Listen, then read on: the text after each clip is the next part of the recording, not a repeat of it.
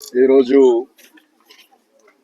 Doctor APJ Abdul Kalam international school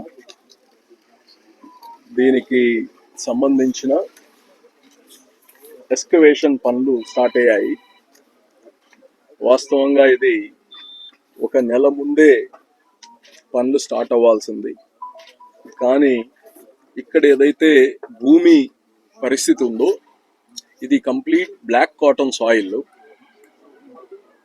అయితే మేము soil testing చేసినా మళ్ళా ఇంకొకసారి దీన్ని క్షుణ్ణంగా చేయించాలని చెప్పి ఇంకో సఫిస్టికేటెడ్ ల్యాబ్కి పంపించడం జరిగింది. దాని ద్వారా తెలిసింది ఏంటంటే దీని కింద సీపేజ్ వచ్చేస్తూ ఉంది. నీళ్లు ఒక 7 అడుగుల్లోనే ఇక్కడ నీళ్లు వస్తున్నాయి. అంటే పక్కన నుంచి సీపేజ్ రావడం కాదు, గ్రౌండ్ వాటరే 7 అడుగుల్లోనే ఉంది. సో దీన్ని తొందరపడి ట్రెడిషనల్గా కానీ కట్టేస్తే రేపు పగుళ్ళు రావడం, మళ్ళా అది కొద్దిగా కంప్రెషన్ అవ్వడం, సింక్ అవ్వడం, ఇవన్నీ జరుగుతాయి. ఇదేంటంటే పిల్లలు ఉండేది 10 కాలాల పాటు ఉండాలి.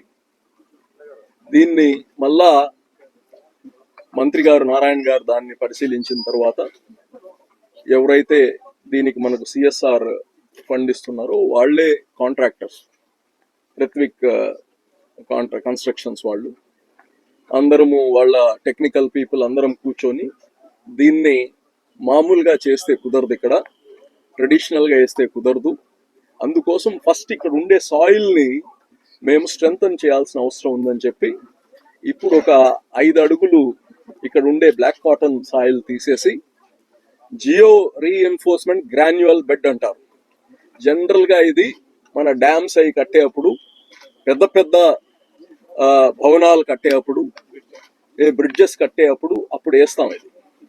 దీన్ని ఏంటంటే ఆ బ్లాక్ కాటన్ సాయిల్ తీసేసిన తర్వాత ఎర్రమట్టి వేస్తారు, గ్రావెల్, మళ్ళా ఈ జిఆర్జీబీ అంటారు, ఈ యొక్క సింథటిక్ షీట్ వేస్తారు, మళ్ళా సాయిల్ వేస్తారు, మళ్ళా వేస్తారు. అలాగా 3 లేయర్స్ వేసిన తర్వాత then we will start concrete వేయడం. అక్కడి నుంచి పని చేస్తాం. సో దాట్ ఫ్యూచర్లో ఎప్పుడు కానీ ఎంత సీపేజ్ వచ్చినా